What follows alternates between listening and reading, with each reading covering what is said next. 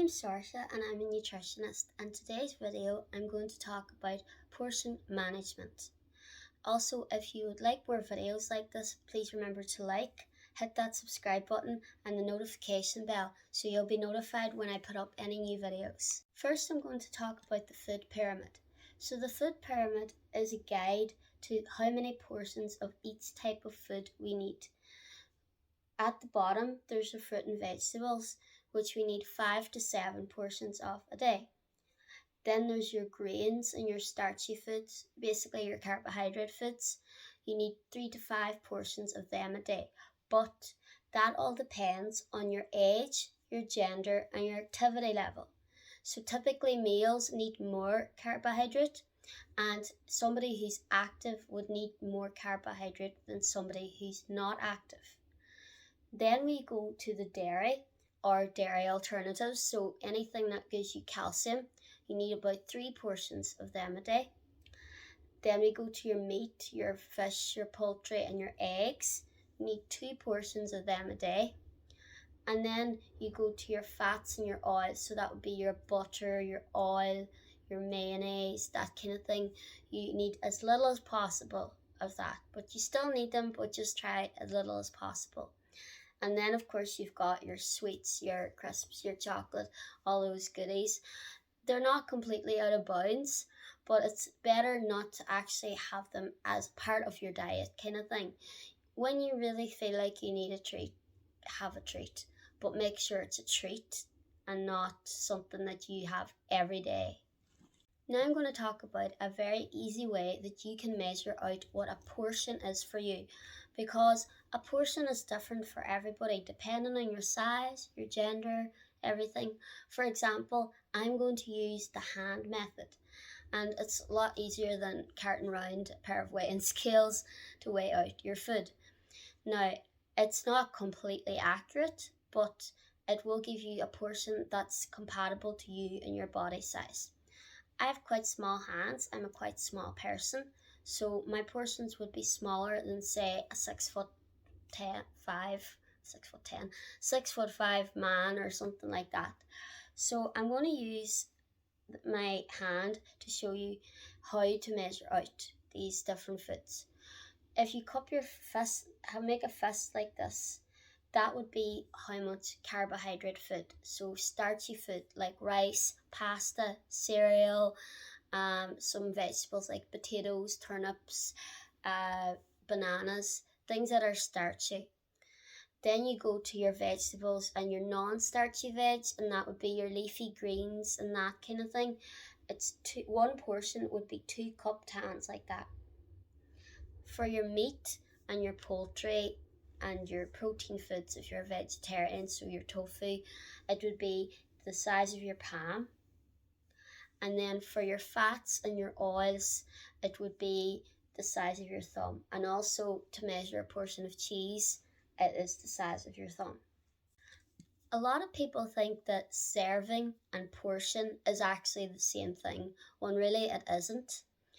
A serving is what the manufacturers of food products put on the back of where their nutritional information is, to give you a guide as to how much of that food is for one person. So if you, for example, take a can of soup, it will tell you the nutritional information per 100 grams, and then it will tell you the nutritional information per serving, which is usually half of a can of soup, which would mean that can of soup has 2 servings in it, so it should feed 2 people. But most people would eat the whole can of soup unless there was somebody else there.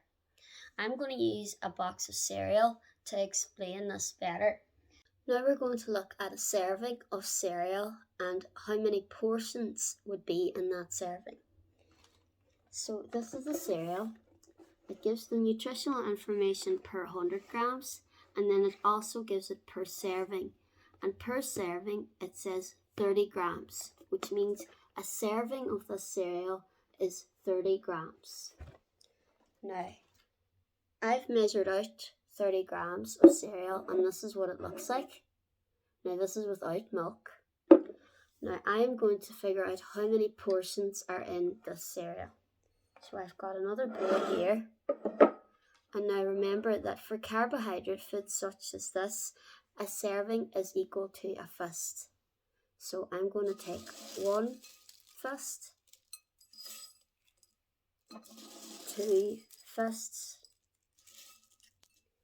and then I'd say this would be 3 fists. It's difficult to get it in.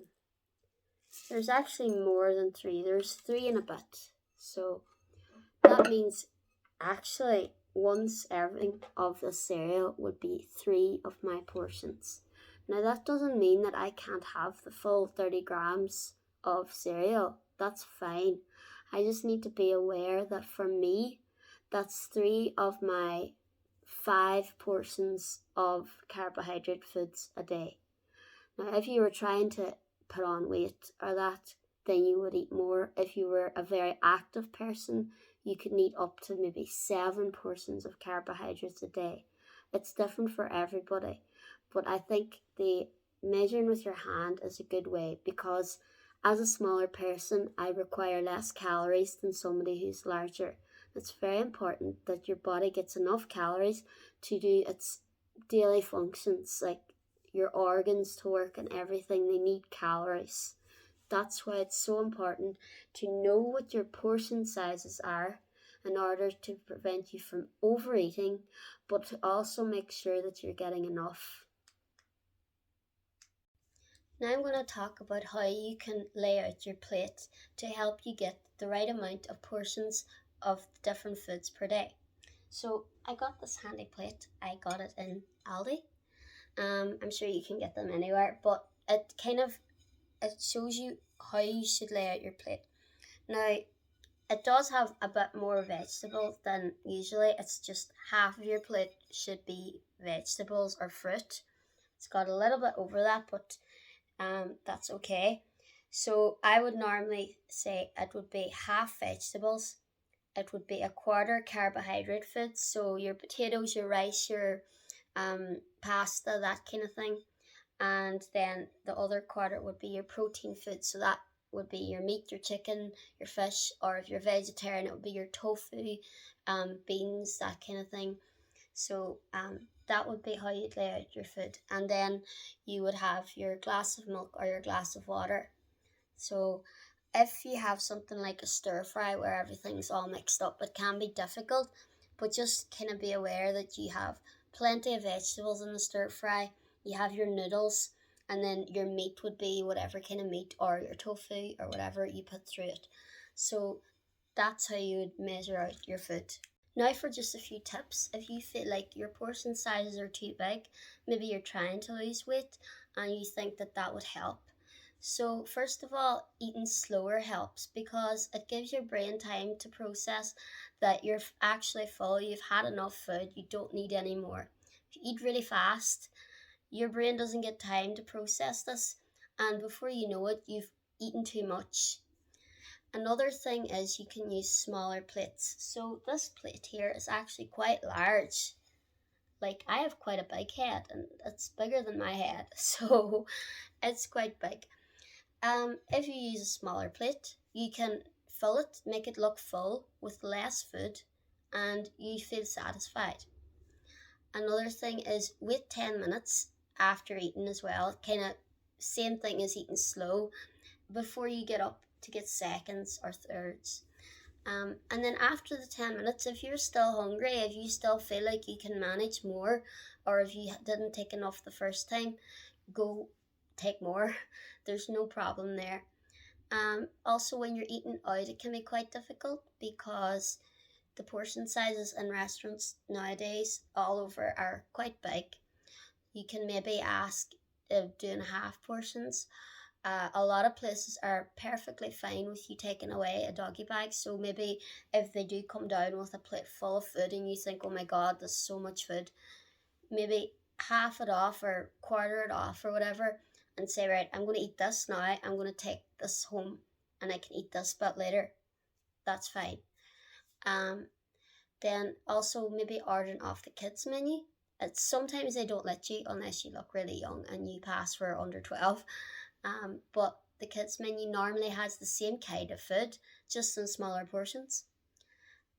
Then another thing is you can drink water, but I don't really think that's a good idea, because if you're hungry, that's your body telling you you need food. So drinking water for to stop hunger cravings, in my opinion, isn't a good thing. Even when you are trying to lose weight. Yes, we need to drink water. Water is so important. A lot of people don't drink enough water, but when you're hungry, you need food. Maybe sometimes you need to rethink how you eat. Do you eat three big meals a day and it's just not working for you? You get hungry in between these meals. Maybe you need to eat six small meals a day. So try it out, as different things work for different people. And hopefully this information helps. And don't forget to like, subscribe, and hit the notification bell. And I'll see you next time.